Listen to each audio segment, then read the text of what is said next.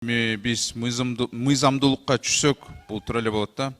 Эми биздин календардык план боюнча бизде мыйзам долбоорлорду эртеле берсе жакшы болот эле да. Же электрондук версия, же кагаз негизинде. Мисалы, ошол эле Конституциянын долбоору биз массалык маалымат каражаттарда окуп атабыз да.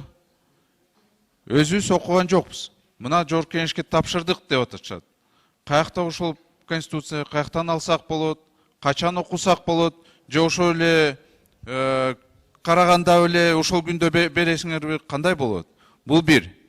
Экинчи суроо сизге, именно сизге болуп атат да.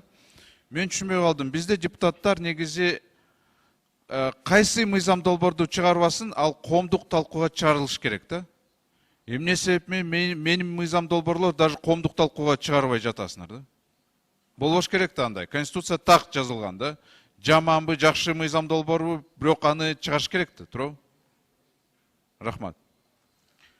Рахмат, Дастан Алабаевич.